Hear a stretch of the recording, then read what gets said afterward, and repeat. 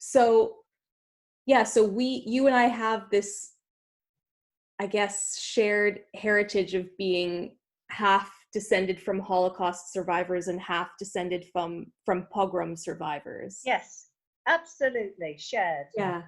And I'm really interested in what you were saying about silence, because so my dad's side of the family are the Holocaust side, and they won't stop talking about it, basically.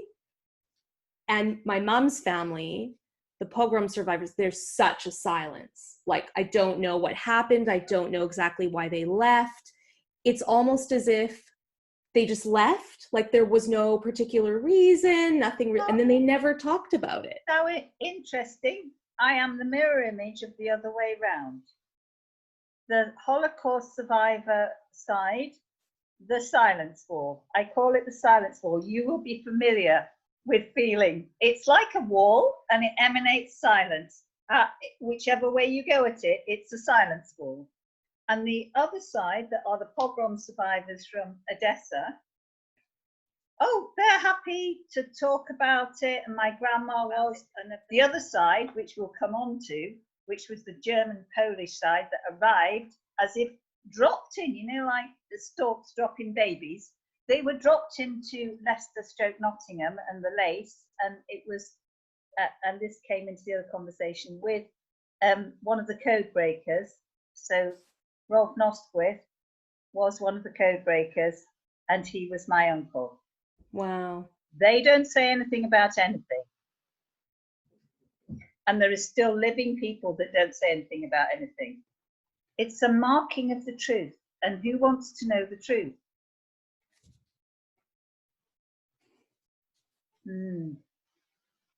So what's your truth marks? Where are your bits and pieces from the sides, from the talking about it side and the silence wall that mirrors mine? Yeah. Well, I'm just thinking about a play I wrote a few years ago called What You're Missing, which is inspired by some of my family and by the story of how my parents met and getting to know each other's families, and these two, like this whole, Holocaust Jews and pogrom Jews coming together with slightly different backgrounds. It was a comedy. And I'm just realizing that, like, the play doesn't mention the pogroms at all. And there are references to the Holocaust, multiple, which is just a reflection of what those real people were like and are like. And I think I'm going to explore the pogrom stuff as part of it. I think this is really interesting that we've got this mirror of silence. And the thing is, for me, is that in here, which I can't do anything with it at the moment because I'm answering Laura's question, that in it is a piece of information which only my sister, my dad, who is now sadly died, and actually bizarrely one of my nieces, because I just said to my sister, we need a collective view of how this is going to work once this information gets up, is so painful that the living members of the family are going to be, it is a grenade, it is a thing that now I've found it. It's a Pandora's. I actually had done a synopsis to this book, which starts, this is a Pandora's box.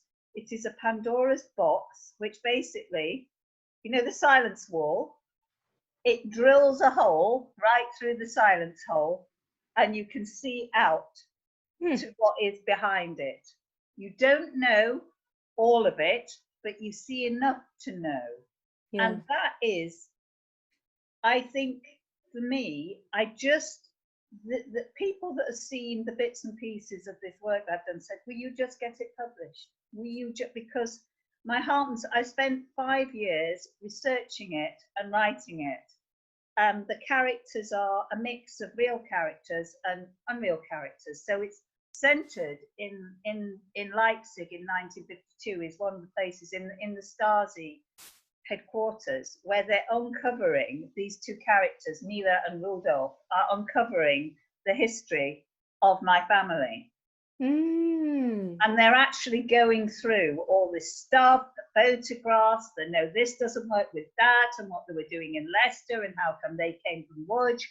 And so I have a mechanism, but the outcome is that what is going to happen? What am I going to do once these marks of truth are out there?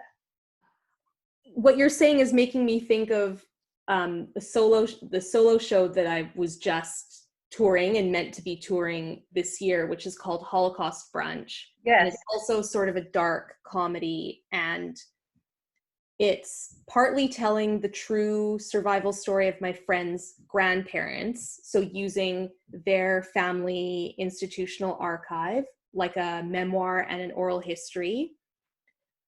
There's that strand, and then there's a strand where, you know, I'm a version of me who's third generation and kind of 2 generations removed from the Holocaust, and kind of uncovering how it still affects me and maybe other people in my generation. And one of the things I've realized is that I think we could apply this to the pogroms as well, maybe, but that there's like, people can be obsessive or avoidant. Yes. And actually, I think they're just 2 poles of the same, I like that, opposite reaction to the pain. And there's a way in which in both cases, nothing really moves. Like you're just in this sort of cycle of regurgitating or suppressing. It was actually, and I think that's the other thing I would say. I think it's quite interesting to talk more about form and the way in which that either helps or doesn't help one cover these, what do we call it, difficulties, approaches. Because in a poetic sense, I find it much easier to write poetry that is quite maybe disturbing, maybe takes bits and pieces, but people say, well, it's a poem, so there's lots of spaces in between. As soon as I get into what I would call some sort of narrative arc, where people are suspending their disbelief in some way in the form, that's when it becomes really questioning for how people are, for me, as a real thing of how are people going to take this. And I came to the conclusion that it was something like a docudrama that I was writing, because I didn't know whether half of it, some of it might be true, well, it's an approach, some of it might not be, or what. But I was throwing a lot of different things in, whereas the form you're using is different, isn't it? So that may, because when you're using plays and things, there's a different approach, isn't there? Yeah. There's so much I want to say in response. 3 things. Okay. The first is in response to your question about also the name Holocaust Brunch and the reaction to it. So I wouldn't say, I think maybe people were more polite than showing outright resistance, but I think I have gotten confusion, hesitation, reticence. Yeah, like, oh, both from Jews and non-Jews. And I think, like, yeah, as you're saying, I think from within, I feel okay about having a name like that, you know, as someone with Jewish identity and, you know, as a descendant of Holocaust survivors. And I think, you know, it's a deliberate juxtaposition and sort of weird and surreal maybe. And part of that is, I guess, to reflect that one of the things I was trying to do in making the show and performing it was to develop a healthy relationship to the Holocaust that isn't avoidant and isn't obsessive, but can somehow like assimilate that this happened and it wasn't okay and it's okay, like it's over. And how can we heal from it? So yeah, and then when I say those kinds of things to people, they're like, oh, okay, like I get it. But yeah, it can be a bit uncomfortable, certainly uncomfortable. And that is deliberate as well. but it's also, it is an uncomfortable subject. Like, it's horrible. So yeah, so there's that.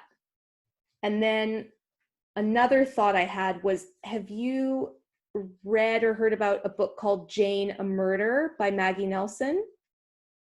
She's a poet and nonfiction writer in the US, and she actually wrote 2 books about her Aunt Jane, who was murdered as a young adult.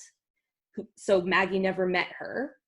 And the first book is a kind of investigation into her life and her death. And a lot of it is in verse. It's really, yeah, the form is quite amazing.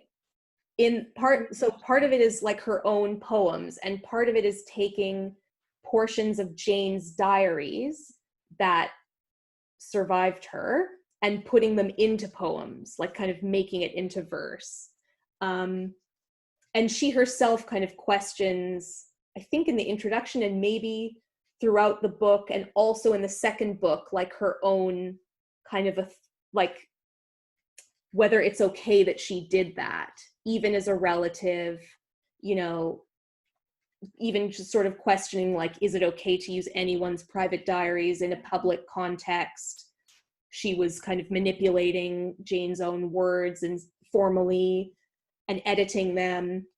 So, and yeah, and then the second book is more of a straight nonfiction book about a trial that reopens around her murder quite a long time after the fact. So maybe that, I don't know, that could be That helpful is for you really, I mean, for me, I spoke with Miriam, and for me, there are so many personalities in my family history. So we've got, I think that coming into the depths of what we're talking about is how one learns to read the information that one has. You know, like from what position you're in. And I love this idea that you know, it's either obsessive or what was the other word you used? avoidant. Obsessive or avoidance. So, you know, if you want to choose an obsessive type of wallpaper, go ahead, choose. If you want avoidance, silence, go ahead. But we're left with, and I mean, I have grandchildren now, we're left with what is it that we pass on, Right. but with some sort of, is the word ethical too big a word for this conversation? And what are, I think if you're going to use a big word like that, it has to be that one has examined one's own position, and that maybe that's the form that one chooses helps you to examine it. So I'm really grateful for those that I'll write to you separately, but about these books and things, because I think I'm if I could to find the right form to move this material into, it may not feel such a grenade into the family. Yeah. Yeah, Maggie writes about that as well, because there's all this silence in her family around the murder of her aunt. Yeah. And you know, with yeah. you know, when you're dealing with the silent half of the family, do you feel like, does that create more tension for you when you're making your work? Good question. I was just thinking about form as well, and how I think for me so far in my work, what has helped or worked well is to really be kind of upfront and transparent about my own doubts and questions, and like to really interrogate what I'm doing, and in some sense to draw attention to it, if that makes sense. Like, yeah, I think, because in Holocaust Brunch, one of the things I say is that basically I can't do what I want to do, or what my friend's family kind of asked of me, which is to tell the grandparents' story. Like, it's impossible in a full sense, you know, like I couldn't use the full memoir, I couldn't use the full oral history, I had to make choices, I had to cut things out. And there's a way in which that felt unbearable. you know, and really painful. And also like, how could I do that? You know, like, who am I to make those decisions and kind of like Yeah. mediate for the audience? And it wasn't even my family, but I was asked and I had explicit permission. You know, I was invited even to do it. So I think, yeah, I think I felt that I kind of had to say that. That's very interesting that you put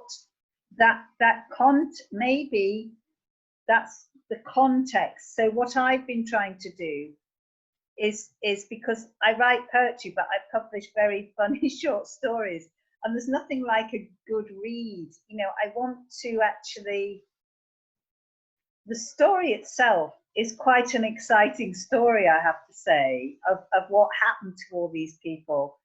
But it may be that these dilemmas that you've just outlined about how to be upfront and to be really transparent about what you're doing is the thing that I now have to edit into Yeah, this. I think a bit of mess is good, to be honest, maybe even needed. Well, it is a mess. Right, Because that's the that's truth. what I thought. This is what I thought. Holocaust brunch. I mean, it's a mess. It's a mess. And and we're left with this. My grandparents have all died now. I've got all these mixed identities because, well, for reasons too long to go into, but it's up to me now to live with the mess well. Right. And that's what you were saying about at the start of this conversation, and how we work with this material as artists and people, is that we don't sort of damage ourselves as well as others. Sure. Even the opposite if we can. Like, yeah, I think for me maybe it makes a big difference where we're coming from and what we're trying to do or achieve in working with this work. So for example, I think the question that you asked earlier is really good, like, sort of, how would I feel about working with the story, of my mom's family and who were really silent around that, or what would be the emotional impact of that maybe. And yeah, it's hard to say in a way, but I think some of it would depend on like why I'm doing it.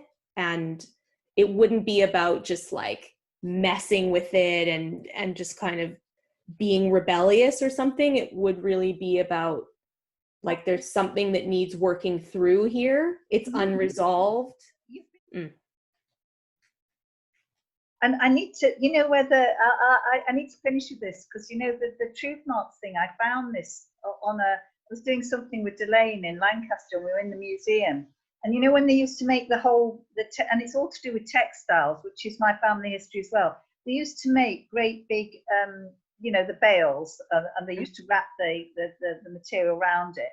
But when they were what they used to do, the people that owned all this, in the pattern, they used to deliberately make a fault in the repetitive pattern every so often, so that if, when it was getting distributed, somebody was either doing something wrong and taking more than they should have done, this mark that was out of sync would turn up.